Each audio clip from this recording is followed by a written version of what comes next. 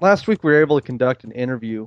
It was really interesting, getting a chance to get a little historical perspective about a guy that is generally considered top 10 pound for pound all time. Kurt believes he has possibly the greatest resume in the history of boxing. And that's Harry Greb. We talked to a gentleman by the name of Steve Compton who has written a book about him, Live Fast, Die Young, The Life and Times of Harry Greb. So check this interview out that myself, Kurt, and Andy had a chance to do last week.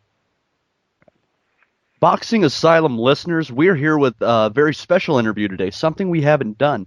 We're speaking to author Stephen Compton, who has just written a book, Live Fast, Die Young, The Life and Times of Harry Greb.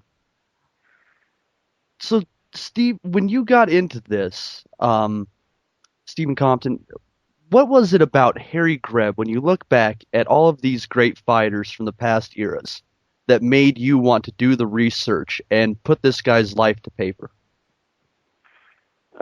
Well, initially, I mean, the way that my interest started with Greb and then kind of transformed into the idea to write the book was I had basically started out as a fan of Jack Dempsey's. When I had first kind of gotten an interest in boxing, Dempsey was sort of the guy that I looked up to and kind of envisioned as the quintessential champion boxer, and one day, gosh, it goes back to when I was a teenager. I was in the bookstore, and I used to pick up any magazine I could get on boxing. And so I picked up this magazine, and there was an article on this guy that I'd never heard about, named Harry Greb. And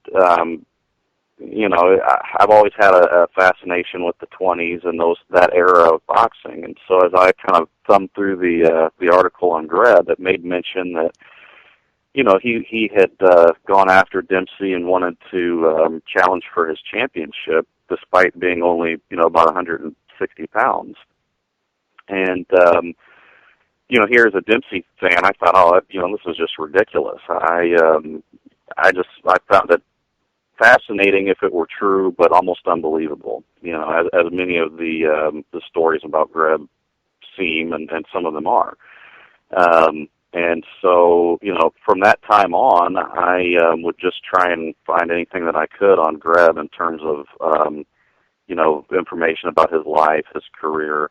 And very quickly I found that there really wasn't a whole lot out there. At that point, I didn't even know that there had been a book written on him back in the 40s. Most of the articles were very similar and kind of rehashed the same stories that had always been out there. And,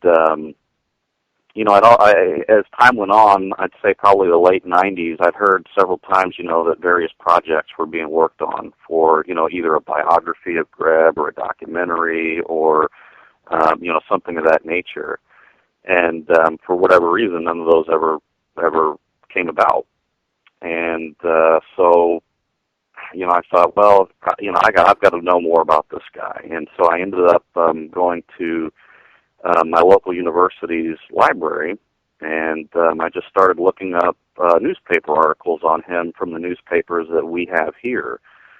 I had never done any kind of research like this before. I had no idea what I would find, and very quickly I found, that newspaper coverage of boxing back in that era was phenomenal. I mean, it's far and away beyond anything we've got nowadays. And so, very quickly I amassed kind of this pile of newspaper articles on Greb, and by the time it got to be about knee-high, I decided, if nobody else can get this project done, then why shouldn't I? I mean, the information's just, kind of flowing, so I might as well try and put it together for other people like myself. And that's kind of how the project started. And there's guys like me out there who are more modern boxing fans. We didn't get into it through the past, and we're not that astute as far as boxing history goes. So for those people that are stuck in the modern era and really know nothing about Harry, who is, pretty much regarded as a consensus top 10 all-time great fighter, What is it Right. about him that you think the average boxing fan would really be into? What about him makes that era come to life? Well, Greb is a guy that, I think if you're a fan of boxing, you like the fact that it's a combat sport. I mean, you like the idea that boxing is a one-on-one competition between, what we hope are the two best. And, I mean, that really typifies Greb's whole career. Greb was a guy that he didn't have to box. He came from a middle-class family, basically. It was a sport that he was drawn to, that like a lot of us, it kind of got in his blood, and he couldn't get it out of his system. And once he became a boxer, he went after the best fighters that he could fight, regardless of size or color. We're talking about an era when black fighters really weren't given much of an opportunity.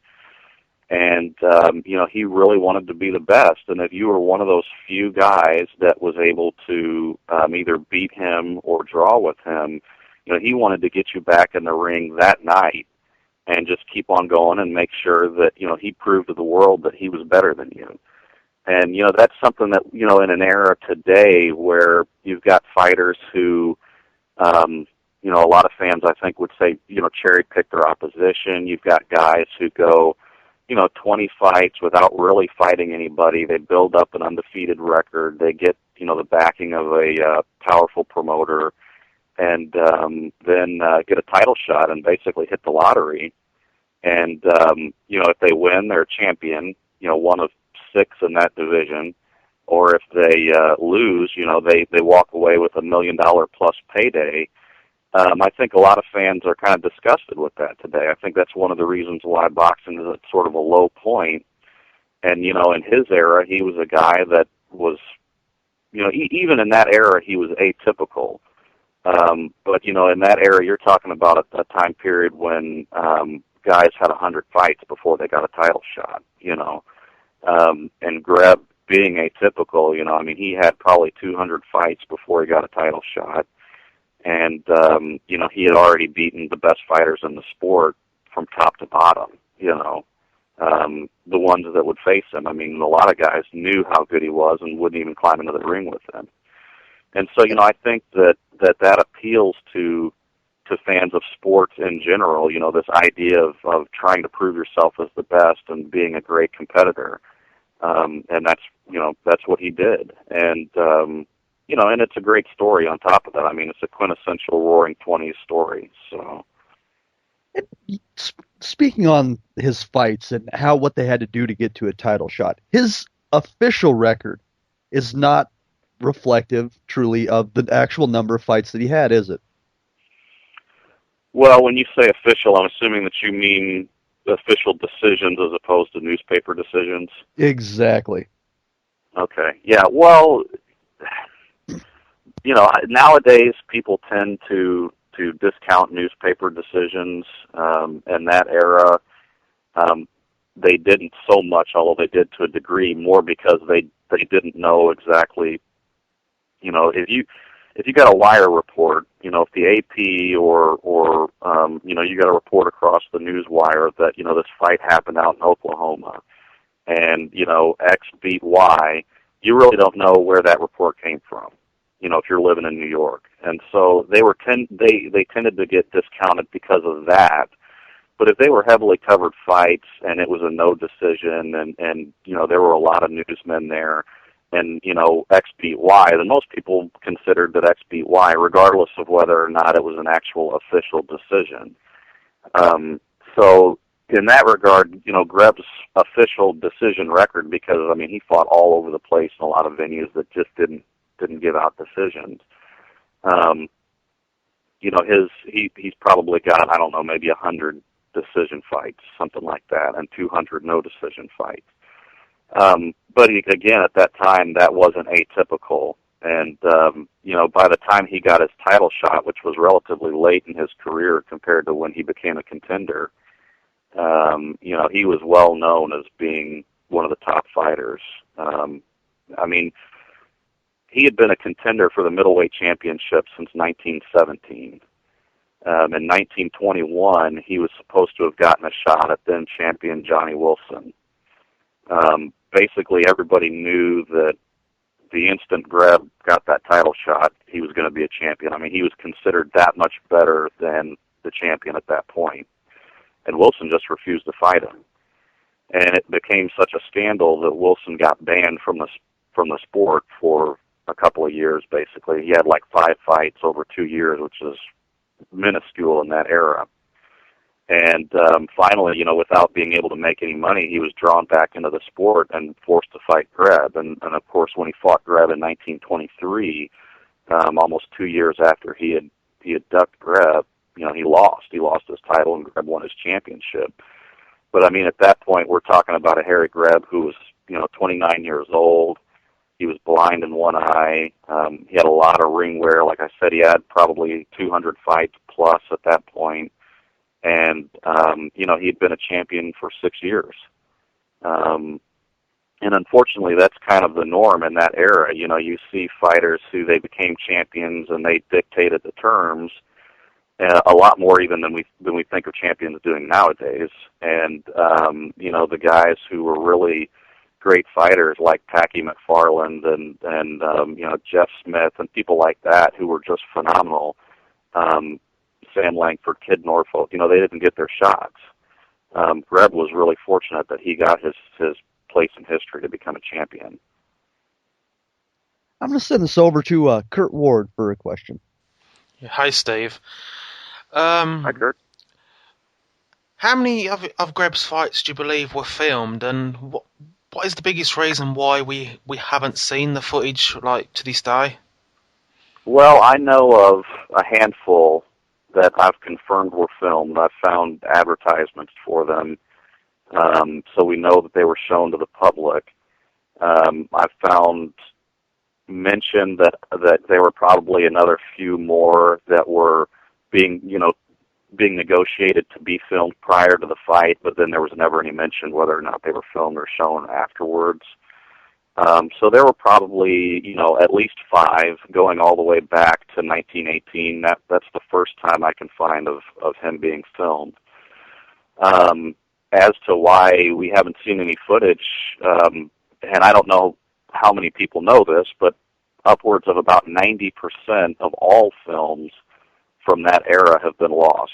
Not just boxing films, not just Harry Greb, but 90% of motion pictures from from prior to, I think, World War II have been lost.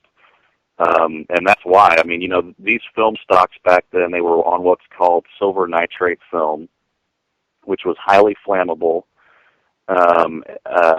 So a lot of them didn't survive because of that. They deteriorate over time if they're not handled with care and not stored in optimal conditions. And then during World War II, there was a drive to basically cannibalize these films for the silver content in them. So basically a lot of these films just didn't make it. Honestly, boxing is probably one of the most, if not, it probably is the most documented sport in the world, period. And it's remarkable that we have films going back to the 1890s of the sport, and quite a lot of them. But unfortunately, Greb is just one of those that's kind of fallen through the cracks that hasn't, to my knowledge, been lucky enough to have survived. And from everything that you can just gather, Steve, how would you describe the style of Greb without actually being able to put it to film? He changed his style in the latter part of his career due to the fact that he lost the sight in one eye during a fight. So when you lose the sight in one of your eyes, you have what's called monocular vision, which affects your depth perception. So that's obviously with a fighter who needs to be able to judge distance for his punching, that's going to be a major handicap. So later on in his career, Greb became a guy who would he would clinch a lot. He's called a foul fighter nowadays, but that's primarily because what he would do was he would grab a hold of a guy with his left hand and bang away with his right because he's holding that guy there where he can actually get a hold of him and know where to hit. During that time period and probably a little bit before, he was a guy who I kind of envisioned to be a mix between a Ricardo Mayorga and a Joe Calzaghe. He was described as someone who, wasn't pretty to watch, was kind of amateurish to look at, threw a lot of punches, used a lot of footwork, oddly enough. We think of him today as an aggressive Jake LaMotta type, but he was a guy who actually bounced around the ring and was really, really hard to hit. It was such you couldn't land a punch on his head. And so, the latter half of his career, I think when his footwork slowed down, he was a lot like a mix between Mayorga and Calzaghe. A volume puncher, but more stationary. Early on, I think he was more classical. I wouldn't say classical per se, but more classical in that, he did use a lot of footwork. He would bounce around the ring and leap in with volleys of punches, score on a guy and then either get out before the guy could land on him or tie the guy up and wait for the ref to come and break him up. People, when they think about, when this footage comes out, if we ever find any footage of Greb, I wonder what he would look like. I always try to temper their expectations because, even in his prime, he was a guy that a lot of people said looked amateurish. They couldn't understand how he was so successful, but he had phenomenal physical gifts of speed and stamina that were just unmatched across the board. I mean, they talked about him being faster than a lightweight, as hard or harder to hit than Benny Leonard, who, the great lightweight champion. The guy could go 20 rounds and in the 20th round be going faster than he was in the first round. When you talk about volume punchers and guys who are hard to knock out like Greb was, he was a durable guy. Well, you know that the fight's going to go to a decision. And so who wins is going to be based on who landed more punches. And if you got a guy like Greb who's got, a bottomless well of stamina and throws, upwards of 100 punches around, odds are he's going to win. And so that's why, his record looks the way that it does. I mean, he would just bury these guys under blizzards of punches. And we're going to send this over to Andy Patterson for a question. Hi, Steve. Two things really is how up to date and how correct is the box rec record on Harry, because I believe some of the old fights or old fighters' records are still getting updated as we speak to this day. Yeah, Greb's is close, and really the record that I've published with them, the only reason I've published all of his exhibition bouts, which of course BoxRec doesn't put their actual record on their main site. I've published all of his service bouts and his amateur bouts. Now, my record differs from theirs a bit in that a couple of his fights early on, essentially his first two fights that BoxRec, one I think they think is a double, it's not, and I think they think both of them, if they did have both of them up there, were amateur fights, and they weren't. I found quite a lot of evidence to show that his two fights that are listed as amateur bouts with Red Compton, I believe it is, after he'd had the first amateur fight with Fred Compton, those two bouts were professional bouts, and they mentioned that he got paid for them. There were news articles about him at the time that say, these guys just came out of the amateur ranks and things like that. So I'd say his record is close besides those two bouts. I think there was one bout that was an exhibition that BoxRec lists as an actual bout, and it wasn't. But other than that, I mean, his record's been really well researched. In the mid-'90s, I think it was, there were a couple of guys who really did a lot of diligent work on bringing his record together. And, they ended up publishing his record in Boxing Digest, I believe it was. And from that point on, his record has been pretty tight as far as the research goes. If there are any missing bouts on his record, and I tend to doubt that, I would say that it's there's a rumored bout that took place that was supposedly a professional bout before he actually entered the amateur ranks. And I haven't been able to find that. I looked in the town where the bout took place for 2 years prior to Greb entering the amateurs and didn't find any record of it.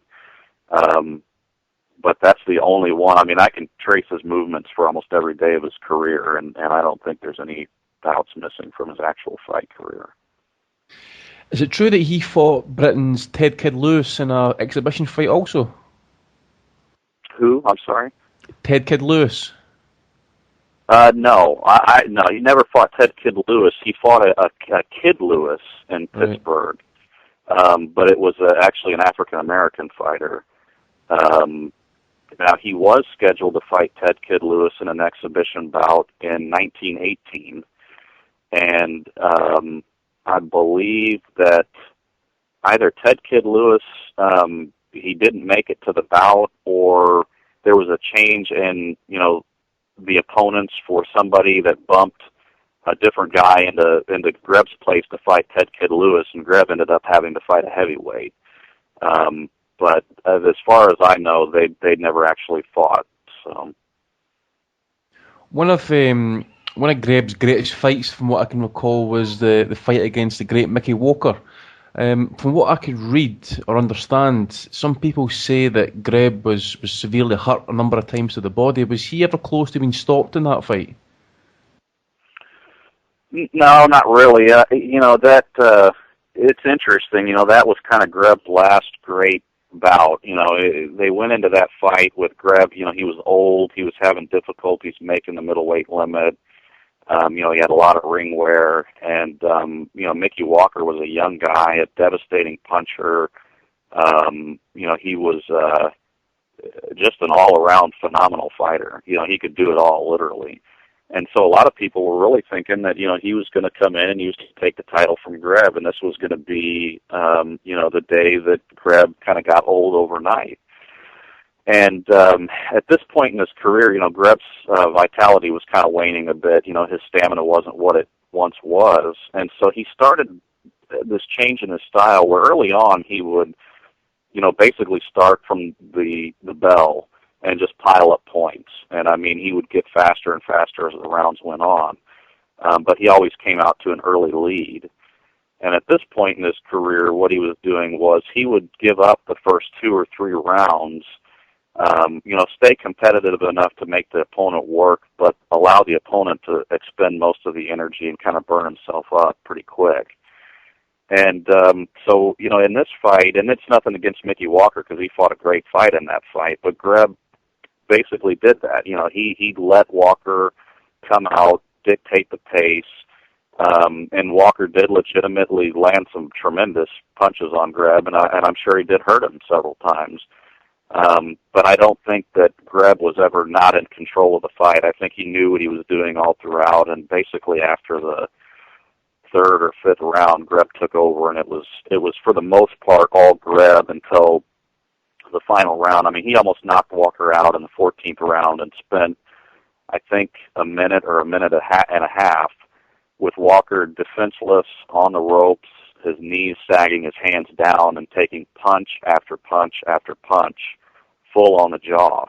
And to Walker's credit, he didn't go down. Greb actually had to steer him back to his corner after the round. And then, in the 15th round, Walker came out and won the 15th round. You're talking about 2 of the absolute greatest fighters that this sport has ever known. Going to send it over to Kurt Ward for a couple more. Yeah, Steve, you mentioned at the start of the conversation about Jack Dempsey. How close was that fight, if it was, to ever getting made, and what was the main reason why it never happened? Well, there were negotiations and promoters who were trying to put that fight together really before Dempsey ever became champion. In 1918, I believe there were promoters that were trying to match those two. All the way through 1925 was probably the last time an actual offer was floated for it. But the closest they got was in 1922. Greb fought Tommy Gibbons for a title eliminator, and Gibbons was considered to be, the odds-on favorite. He was going to win. They were really pushing him to fight Dempsey. And Greb was almost an afterthought. He was this middleweight. He was considered a great fighter, but it was thought that Gibbons, coming off of I think something like 22 straight knockouts, was just going to be too much for him. He was going to defeat Greb, and they were going to go into this massive promotion between Gibbons and Dempsey. Well, the fight comes, and Greb shows up in perfect condition, and dominates Gibbons, really. I mean, I think outside of a couple of rounds, Greb took the fight easily. Dempsey was ringside, called it one of the greatest fights and greatest performances he'd ever seen.